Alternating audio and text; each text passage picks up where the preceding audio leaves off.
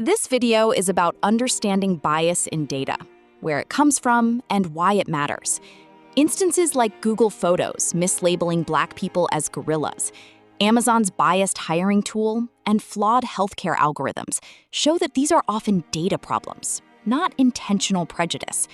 We will explore exactly how this happens. This is episode 9 of the Mastering AI/ML series, brought to you by the Series of Thoughts team. In this video, you will learn to define data bias technically, recognize all 6 types of bias, and trace the propagation chain from data collection to real-world harm. You'll also learn concrete detection and mitigation strategies and how to proactively design AI systems with bias as a first-class concern. A clarification on the term bias. In statistics and ML, bias is a systematic error, a consistent deviation caused by flawed assumptions without requiring malicious intent. This technical definition is useful for engineering, enabling us to measure, trace, and mitigate bias precisely, focusing on systems rather than individuals. Bias does not magically appear in a model. It travels through the data pipeline, amplifying at each stage. It then feeds back into the real world, generating the next round of data, perpetuating the cycle.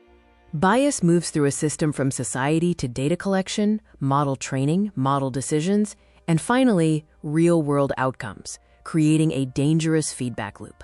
Recognizing where you are in this chain is the crucial first step to breaking the cycle. There are 6 ways bias enters the pipeline: historical, representation, measurement, label, aggregation, and deployment. Each type has a distinct cause, signature in your data, and set of mitigations. We will examine them one by one. Type 1 is historical bias, the world as it was, not as it should be. This is bias encoded by the past into the data. Historical bias occurs when training data reflects systemic inequalities. The model learns to replicate the conditions that generated those patterns. In the redlining example, a loan model learned to deny loans in historically redlined zip codes, perpetuating structural discrimination without explicit intent.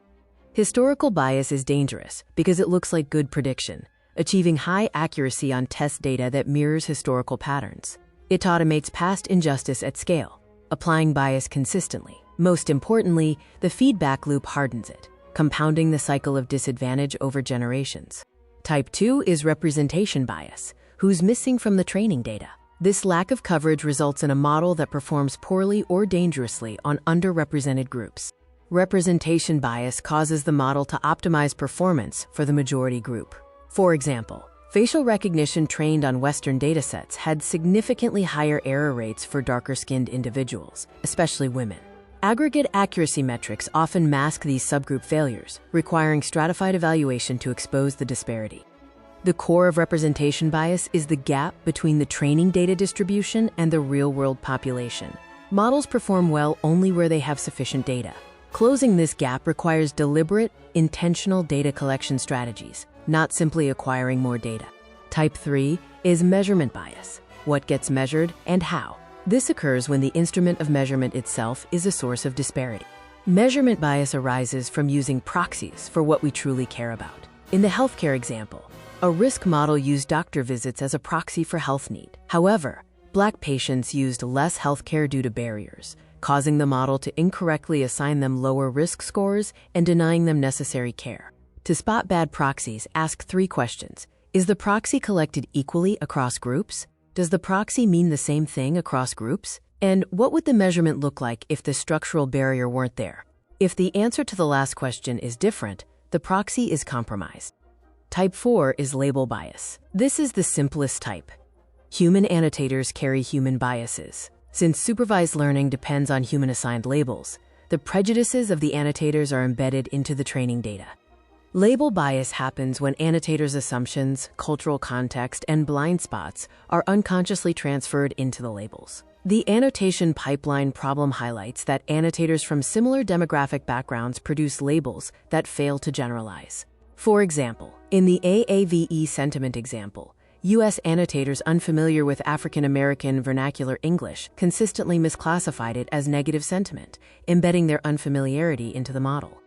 In the resume scoring problem, 2 resumes with identical qualifications received vastly different scores based on the annotator's perception of, quote, culture fit and, quote, communication style. The model simply learned this difference. This is what Amazon's scrapped hiring tool learned from years of biased human decisions, reproducing that bias at scale. Type 5 is aggregation bias. This occurs when you treat different groups as a single group, forcing one model to serve multiple populations with distinct underlying patterns. Aggregation bias builds a single model for a heterogeneous population, fitting the majority well while drowning out the signal from minority subgroups. The diabetes diagnosis example shows models trained on aggregate data performing poorly on South Asian and East Asian populations because their HbA1c levels followed different distributions. A model with high overall accuracy can still severely misdiagnose an entire subpopulation. To mitigate aggregation bias, first, stratify your data to check if subgroups have meaningfully different distributions. Second, evaluate model performance separately for each subgroup.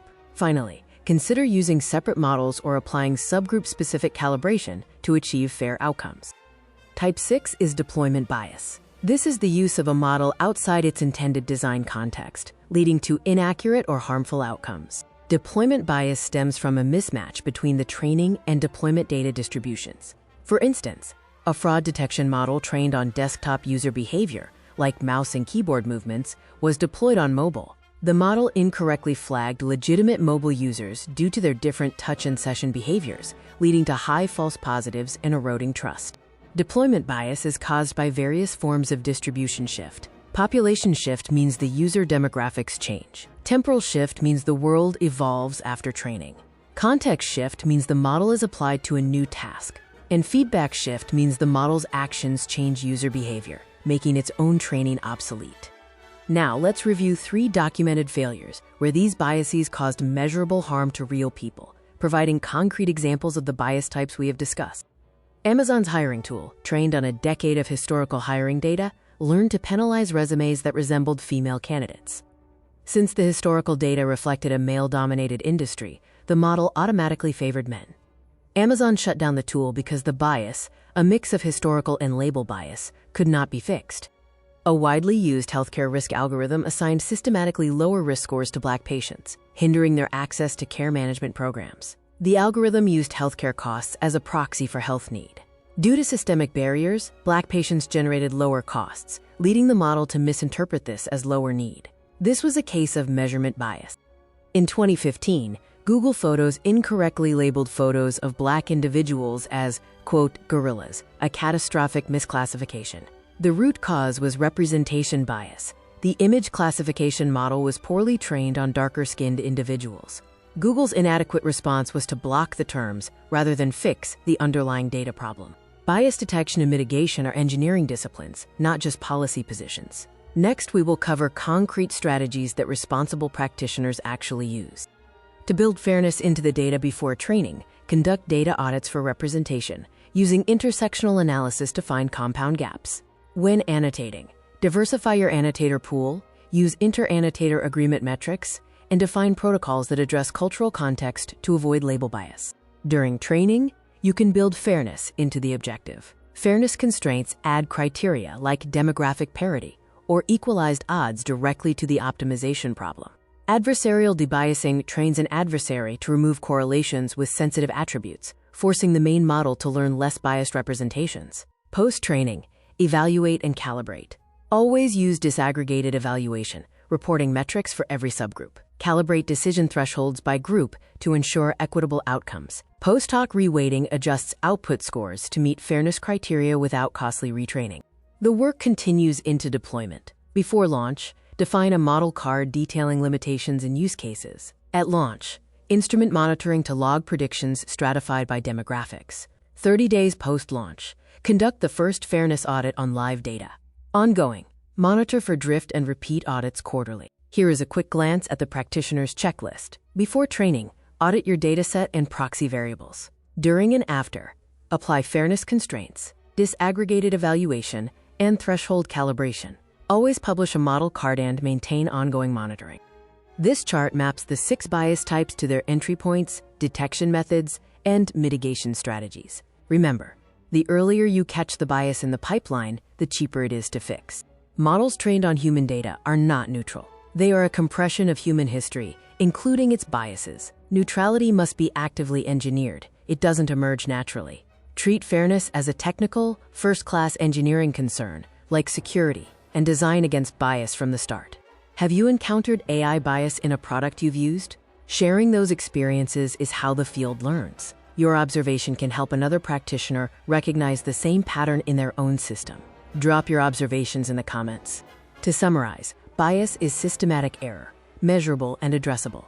It propagates from society through data and models. There are 6 distinct types, each requiring a specific intervention. Finally, bias mitigation is an engineering problem solved with established tools and methods. In the next video, M2E10, we move from theory to action, covering how to build your first fair and robust dataset. We'll detail dataset design, collection strategy, quality validation, and structuring for fairness.